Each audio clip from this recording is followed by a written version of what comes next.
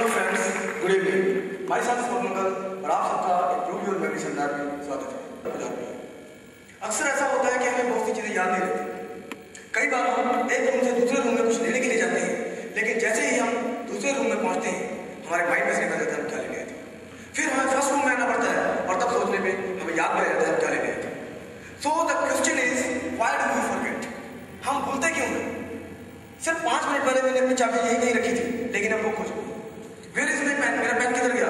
वो किताब कहाँ है जो मुझे अभी चाहिए? यही नहीं, हर दिन हम कुछ ना कुछ नया भूल जाते हैं। यह बात साइंटिफिकली प्रूव हो चुकी है कि हर इंसान डेली आधा घंटा अपनी भूली हुई बातों को याद करने में वेस्ट करता है। यानी एक इंसान अपनी लाइफ के लगभग 2 कीमती साल सिर्फ भूली हुई बातों को याद करने में ही वेस्ट कर देते हैं, जो एक स्टूडेंट के लिए एक पोस्ट ग्रेजुएट डिग्री के इक्विवेलेंट है। आप यह अच्छी तरह से जानते हैं कि ज्यादातर स्टूडेंट्स अपना समय स्टडी में लगाते हैं। सुबह के 5 से 6 घंटे स्कूल कॉलेज में, उसके बाद 2 से 3 घंटे ट्यूशन में, और बाकी बचा समय घर। यही नहीं, एग्जामिनेशन के दिन बल्कि एग्जाम शुरू होने से 2 मिनट पहले तक हम इंपॉर्टेंट फॉर्मूला और क्वेश्चन आंसर को रिपीट करने में लगे, क्योंकि हमारे माइंड में यह होता है कहीं कोई इंपॉर्टेंट इन्फॉर्मेशन छूट ना जाए, क्यों ना इसे एक बार और रिपीट कर लिया। यह प्रोसेस तब तक चलता है जब तक आप एग्जामिनेशन हॉल के अंदर एंटर नहीं कर जाते। फुल कॉन्फिडेंस के साथ आप क्वेश्चन पेपर को रीड करते हैं, लेकिन क्या आपने कभी नोटिस किया उन क्वेश्चन में से काफी क्वेश्चन ऐसे होते हैं जिनके बारे में आपने कल भी पढ़ा था, आज सुबह भी पढ़ा था, लेकिन अब वो आपके माइंड में नहीं। काफी देर सोचने के बाद जब वो आंसर याद नहीं आते, आप आंसर शीट सबमिट कर देते हैं और एग्जामिनेशन हॉल के बाहर आ जाते हैं, लेकिन आपके सोचने का प्रोसेस तब भी चलता है।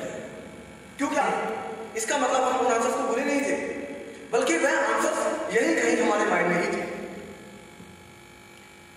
साइंटिस्ट कहते हैं ह्यूमन ब्रेन कभी कुछ नहीं भूलता। हम जो भी देखते हैं, सुनते हैं, पढ़ते हैं, वह महसूस करते हैं, लंबे समय तक हमारे माइंड में रहता है। लेकिन अगर डे टू डे लाइफ को देखा जाए तो फिर भी हम बहुत ही चीजें भूल जाते हैं। तो क्या वो साइंटिस्ट गलत है? नहीं, रहता सब कुछ हमारे माइंड में ही है। प्रॉब्लम आती है तो सिर्फ सही टाइम पर सही इंफॉर्मेशन को रिकॉल करना। अभी मैं आपको छोटी सी डेमोन्स्ट्रेशन दिखाऊंगा। आप अपने डेट ऑफ बर्थ बोलेंगे और मैं आपको बताऊंगा कि ये क्या है।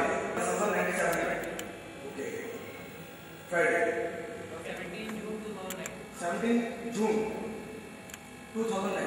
Okay, Wednesday. हाँ जी, आप बताइए। 27 सितंबर 2001। ओके,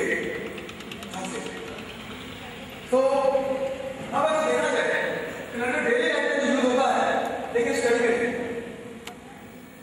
लेकिन मैंने इस रिकॉर्ड को ब्रेक इसलिए किया ताकि स्टूडेंट्स को इंस्पिरेशन मिल सके कि जो इंफॉर्मेशन उनको इतनी मुश्किल लगी है कि जिसके ऊपर बहुत ज्यादा टाइम उनको लगता है लग जाएगा और याद पता नहीं भी होना, जब वो याद होती है तो स्टडी के मुकाबले में बहुत ज्यादा आसान है। तो मैंने जिस टेक्निक को यूज करके अपनी मेमोरी को इंप्रूव किया है, आप भी कर सकते हैं। और अब मैं आपके सामने वही फॉर्मूला डिस्क्राइब करने जा रहा हूं जिसके थ्रू मैंने अपनी मेमोरी को इतना स्ट्रॉन्ग किया। तो इस सिस्टम को अच्छी तरह से समझने की कोशिश करें, क्योंकि इससे आपकी मेमोरी एटलीस्ट डबल हो सकती है। तो इसमें क्या है? C stands for concentration, R stands for reading thinking, M stands for memory, E stands for eye mapping, N stands for not to worry, and S stands for vision